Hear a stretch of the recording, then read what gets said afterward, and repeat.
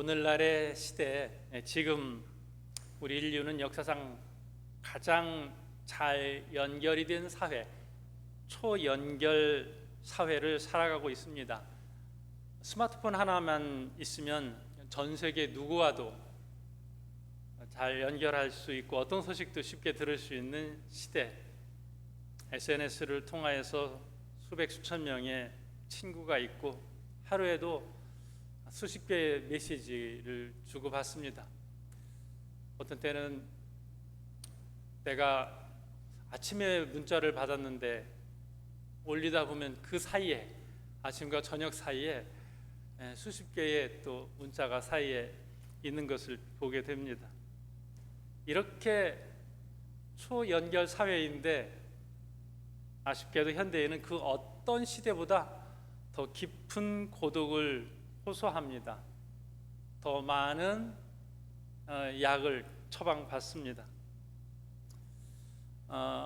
영국 정부가 2018년에 이런 문제를 인지하면서 세계 최초로 고독부 장관을 임명했어요.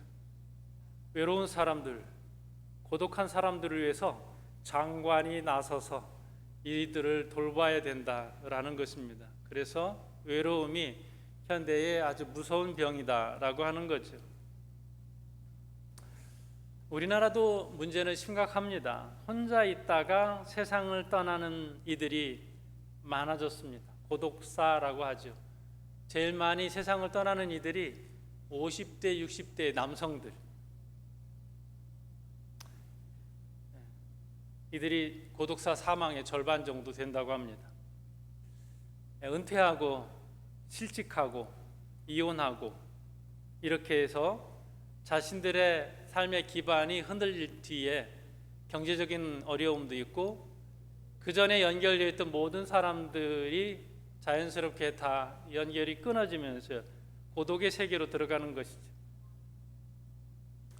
그런가 하면 20, 30대도 혼자 사는 이들이 굉장히 많이 있어요.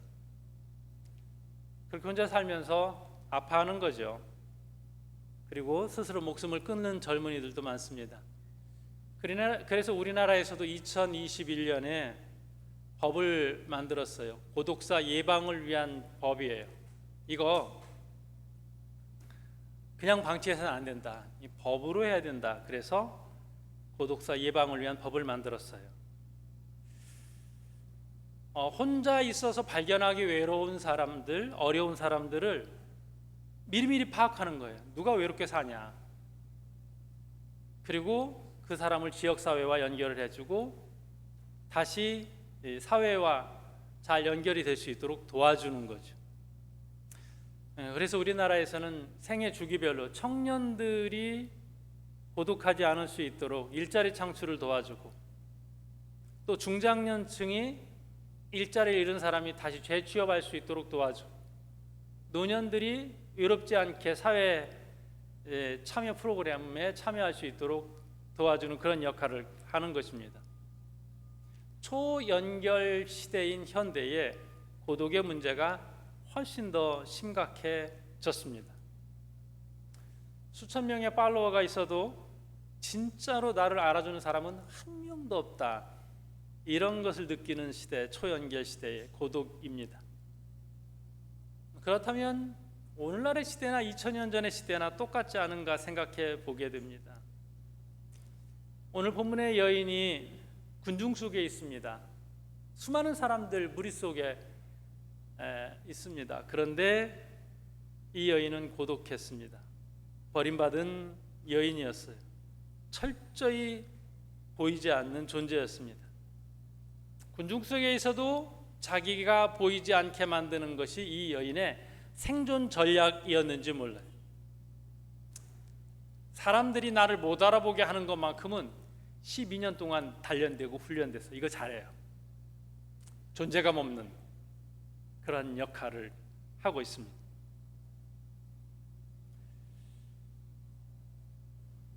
이 여인에게 있어서 가장 큰 아픔은 병이 있다는 건데 이 병이 있다는 거. 근데 병도요 쉽게 막 알릴 수 있는 병이 있고 또 알리기 힘든 병들도 있어요. 이 여인은 혈루증이라고 해요. 부인병이 쉽게 알릴 수 있는 것이 아니었어요. 피가 계속 흐르는데 이거 어떻게 할 수가 없어요. 더 무서운 것은 구약 레위기 15장의 이 율법에 의해서 이 여인, 이 혈루증은 부정한 병이에요. 그래서 이 피가 흐르는 사람이 만진 것도 부정해요. 이 여인이 만지는 사람도 부정해요. 접촉하면 안 되는 이런 병이에요. 그러니까 이걸로 인하여서 부정하기 때문에 성전 예배에도 참여할 수가 없었고 하나님께 나아갈 수 있는 길도 막혀 있어요. 사람들과의 접촉 금지는 당연하죠. 그러니까 가족들도 가까이 오지 못하고 친구들도 가까이 오지 못하고 그렇습니다. 율법이 이 여인을 부정한 여인으로 만들었어요. 이렇게 몇 년요? 12년이에요. 어린아이가 태어났으면 중학생 된 그 기간입니다. 그 긴 기간 동안에 한 번도 따뜻한 손길을 맞아보지 못했을 거예요. 누군가를 안아준다, 안길 수도 없는, 나는 가까이 오지 마세요, 난 부정한 여인이에요. 이게 12년이에요. 오늘 43절에 보면요, 이에 12해를 혈루증으로 앓는 중에 아무에게도 고침을 받지 못하던 여자가, 이렇게 되어 있죠. 아무에게도 고침을 받지 못하던 여자가, 이 얘기는 고치려고 얼마나 애를 썼는지를 여기서 알 수 있는 거예요. 근데 마가복음에는요 더 자세하게 기록이 되어져 있어요. 많은 의사에게 많은 괴로움을 받았고 가진 것도 다 합의하였으되 아무 효험도 없고 도리어 더 중하여졌던 자에, 이게 마가복음의 설명이에요. 많은 의사, 많은 괴로움.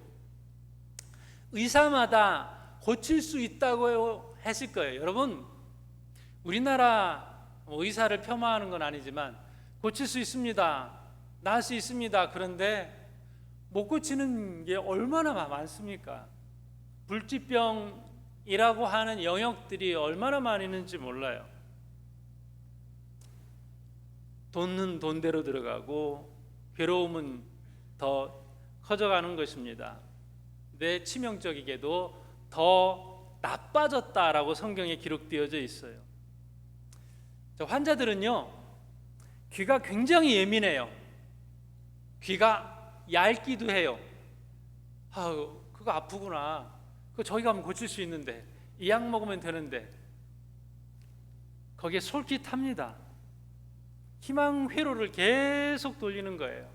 이 약 먹으면 낫는다고, 이 치료하면 좋아진다고. 네. 그런데요, 사람들이 그거 해봤자 소용없어 라고 말을 해도요, 환자들은 거기에 희망을 걸어요. 10명이 얘기해도 한 명이 거기 가면 고쳤대 누가. 그러면 그 희망 때문에 거기로 갑니다. 이 여인도 그렇게 달려왔을 것 같습니다. 그 다음, 이번에는 괜찮겠지, 이번에는 좋아지겠지. 그렇게 해서 몇 년이냐면요, 12년 동안 남은 거 뭐냐면요, 재산 다 허비했어요. 아마 이 여인이 처음에는 재산 좀 있었던 것 같아요. 그러니까 성경에 가지고 있던 재산을 다 허비했다, 이렇게 성경에 기록을 하고 있습니다. 그것이 다 소용이 없고 몸은 더 나빠졌고 재산은 없고 그렇게 되고, 그리고 부정한 병으로 낙인 찍히고, 이런 마음 가운데에 몸은 그렇다 하더라도 결정적으로 정말 힘든 게 뭐냐면, 하나님도 나를 버리셨나? 라는 거예요. 이런 마음도 이 여인이 들었을지 모르겠습니다. 어디서든지 환영받을 수 없고 예배도 같이 드릴 수 없는, 가족도 같이 하지 못하는 철저한 고독과 버림받음이 이 여인에게 있었습니다. 자, 그런데 오늘 본문은 반전을 이루게 되죠. 이 여인이 예수님에게 다가옵니다.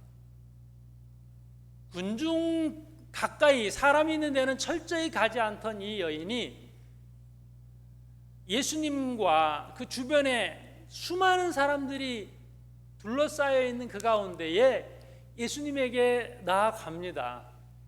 왜 그랬을까요? 예수님에 대한 소문을 들었기 때문이겠죠? 처음에는 무시했을지 몰라요. 나 소문 많이 들었다. 나 이런저런 얘기 다 들었었다라고 했을지 모르겠어요. 그런데 이 예수님은 다른 거예요. 나병 환자를 고쳤어요. 나병 환자 불치병인데 중풍병자를 일으키셨어요. 쉽지 않은 일인데 소경의 눈을 뜨게 했어요. 그런 일이 있나? 예수님께서 하신 일들은 하나같이 불치병이에요. 그러면 내 병도 고칠 수 있지 않을까? 이런 생각을 하다가 확신이 들었으니까 이렇게 군중 속으로 자신 있게 나오게 된 것 아닐까요? 그러면 어떻게 예수님께 나아갈 수 있어요? 여러분은 어떤 방법을 쓰실 거예요? 나환자 방법을 쓸 수 있을 거예요. 나병 환자. 멀리서 소리치기. 이 여인은 고독한 여인이에요. 외로운 여인이에요. 그거 가능할까요? 숨어 살던 여인이에요. 12년간 사람들과 대면해서 관계하지 못했던 사람인데 거기서 손들고 소리치면서 다윗의 자손 예수여 나를 불쌍히 여기소서라고 할 수 있을까요? 지나가는 길목에 예수님과 눈이 마주칠 그런 기회를 잡을 수 있을까요? 어떤 방법도 이 여인에게는 해당하지 않는 불가능의 영역이었을지 모르겠습니다. 이 여인이 지혜를 내서 예수님 제 머리에 손을 얹고 안수해 주세요 정도까지 아니고요. 옷가에 손을 대는 거, 요거 이 여인이 취한 방법이었습니다. 이 믿음을 예수님께서 칭찬하셨어요. 큰 믿음이라고 하셨어요. 내 믿음이 너를 구원하였다. 이 여인의 믿음이라고 하는 것이 기대가 있죠. 내가 낫겠다, 나을 것이다, 확신이 있어요. 그 다음에 예수님의 옷가에라도 손을 대면 나을 것이다. 그 다음에 다른 믿음이 있을 수 있겠죠. 나에게 안수하면 나을 것이다. 이것도 믿음이죠. 말씀으로만 하옵소서. 그러면 낫겠나이다. 이것도 믿음이죠. 그런데 말씀으로만 하옵소서. 그러면 멀리 있는 내 하인이 나을 겁니다. 주님이 이 믿음 굉장히 칭찬하셨어요. 이방인인데도 이 믿음 칭찬하셨어요. 근데 이 여인도 내 믿음이 너를 구원하였다. 너 믿음 대단하다고 인정했습니다. 이 여인에게는 예수님께 나올 때에 옷가에라도 손을 내면 나으리라고 하는 이 믿음이 있었습니다. 대단한 믿음이죠.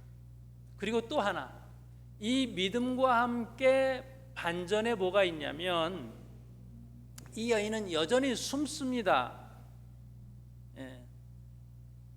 아무도 모르게 나는 예수님의 능력만 살짝 받고 사라지겠다. 12년의 세월이 가르쳐 준 것이 바로 그런 거예요. 나는 보이면은 안 되는 존재, 나서면은 안 되는 존재, 나섰다가는 사람들에게 질타를 받는 존재라는 자기 인식이 있어요. 치유를 받기는 원했지만은 사람들과 엮이기는 싫지 않았던 것이죠.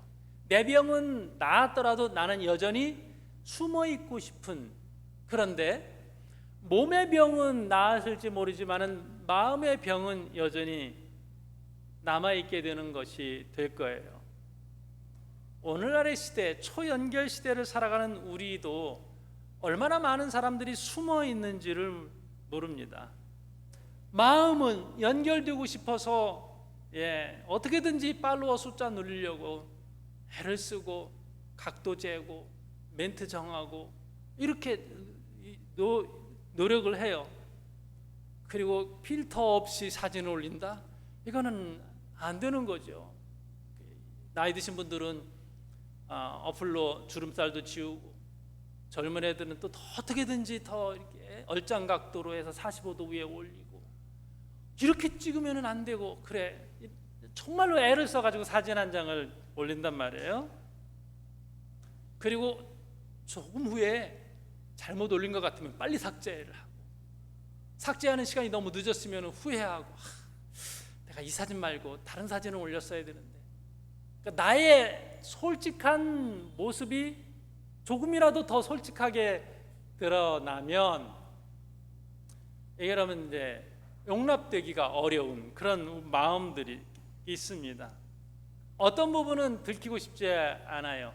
좋은 모습만 드러나서 사람들과 연결되고 싶어하는 마음들이 있습니다. 이 여인과 닮아 있는 부분이 큰 거죠. 자, 이제 여기에서 또 다른 반전이 있습니다. 예수님께서 그냥 지나가지 않으세요. 누가 내 옷에 손댔냐? 이 상황이요, 굉장히 급한 상황이에요. 이 말씀, 이 본문이요, 어느 이야기 사이에 끼어 있거든요.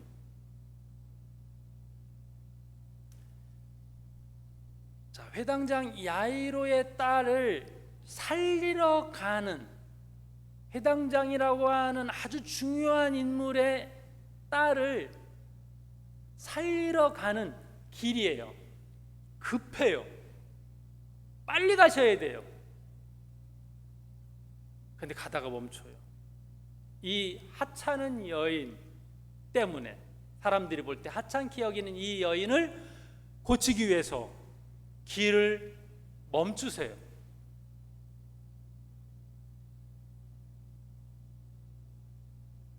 고쳤으면 된 거 아니에요? 가다가 가면, 주님 바쁜데 가면서 얘기하시죠. 금방 능력 나간 거, 뭔가 나가셨다면서요. 가면서 얘기하시죠. 지금 급하니까. 이렇게 할 수도 있는 상황이에요. 그런데 찾습니다. 내 몸에서 능력이 나갔다. 이 여인이 군중 속에 자신을 드러내는 이 용기, 이 엄청난 용기입니다. 우리는 이 용기가 없어요. 직면할 수 있는 용기가 없습니다. 우리 자신의 모습을 사람들 앞에서 솔직하게 드러내기도 어렵습니다. 문제 앞에서 누구냐? 너 이름이 무엇이냐? 너 무엇을 고침받았느냐? 지금 상태가 어떠하냐? 자신의 모습을 드러내는 것이 쉽지 않아요.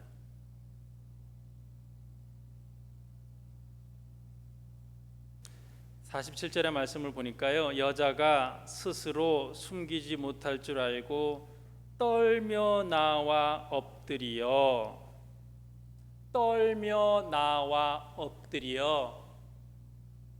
이 여인이 떨면서 용기를 내서 나왔습니다. 왜 손을 댔는지, 어떻게 나았는지를 이야기를 했어요. 이것은 중요한 부분이죠. 내 입으로 내가 어떠한 상태였고 지금은 이렇습니다. 고백하는 거죠. 예수님이 모르셨나요? 예수님 다 아시죠. 다 아시면서 내 입으로 한번 말해보아라 라는 것입니다. 그리고 예수님이 이 여인을 부르는 호칭이 있습니다. 48절에 예수께서 이르시되 딸아, 내 믿음이 너를 구원하였으니 평안히 가라 하시더라.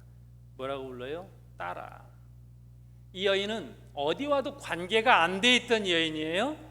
그런데 딸아 이렇게 불러요. 이것은 어디에서? 부모와 자녀 사이에서, 그러니까 아주 가장 가까이 있는 밀접한 관계에서 나오는 호칭이에요. 삼촌도 아니고 사촌도 아니고 딸이에요. 주님이 이렇게 부르셨어요. 딸아, 너는 나의 딸이다. 하나님 나라의 가족이다. 하나님 나라 백성이다. 너 하나님의 자녀다. 이제 새로운 관계의 언어를 사용하셔서 이 여인을 부르셨습니다. 그리고 믿음을 칭찬하셨습니다. 그 다음에 이제 안심해도 돼, 이제 평안히 가도 돼, 이렇게 말씀을 하십니다. 평안히 가라. 샬롬. 이것은 전쟁이 없는 상태의 평안이 아니죠. 온전하게 깨끗하게 다 회복이 된 상태의 평안입니다. 우리가 건강을 얘기할 때에 전인적인 건강을 이야기합니다. 몸이 나은 것, 마음의 건강, 관계적으로 건강하냐? 몸도 마음도 괜찮은데 사람들과의 관계가 나쁘면 불건강이라고 해요. 근데 돈 씀씀이가 이상하게 좋지가 않아요. 그러면 경제적인 개념에 있어서 건강하지가 않은 거예요. 또 여러 가지 세상과 연결되어 있는 사고와 가치관, 이런 부분에서의 건강도 있습니다. 이 전체의 건강을 주님께서 원하시는 거거든요. 그래서 이 여인을 세워서 마음의 건강을 치유하고 관계의 건강도 이루어 나아가십니다. 이 전인적인 치유를 하시는 것이죠. 그래서 평안히 가라, 평안하라, 이 축복을 하십니다. 혹시 여러분에게도 이 여인과 같은 간절한 기도의 제목이 있습니까? 이렇게 생각해 볼 수 있겠죠. 옷자락 기도. 사람들에게 밝히고 말할 수 없는 내가 혼자 오랫동안 혹은 12년 동안 그 이상 견디고 있고 해결하려고 애를 썼지만 안 되는 문제, 남 모르게 흐르는 눈물, 너무 오랫동안 아프고 너무 오랫동안 실패하고 사람들 앞에 설 수 없는 그런 문제. 그래서 주님에게 이렇게 기도하는 거예요. 주님, 조금만 도와주세요. 옷자락을 잡는 심정으로 조금만 도와주세요. 이 문제 하나만 해결해 주세요. 살짝 만지듯이 조심스럽게 들키지 않게 주님께 기도하는, 대놓고 많이 달라고 기도하기에는 염치 없는 것 같고 주의 옷자락만 붙잡으려고 하는 그 기도, 그런 기도가 우리에게 있을 수 있습니다. 그때 주님께서 우리를 이렇게 부르세요. 딸아, 아들아, 너는 숨어 있지 않아도 된다. 너 그 믿음이면 충분하다. 또 받을 자격이 있다. 사람들 앞에서 당당하고 움츠러들지 않아도 된다. 이렇게 말씀하시면서 우리를 축복하세요. 우리의 연약한 믿음도 인정해 주시고, 그리고 평안하라, 그것 때문에 관계적으로 어려울 필요도 없다고 하시는 것입니다. 오늘 저와 여러분이 이런 믿음으로 나아갈 수 있기를 바라고요. 주님께서 주시는 온전한 치유와 또 평안의 복이 임하시기를 주님의 이름으로 축원합니다. 기도하겠습니다.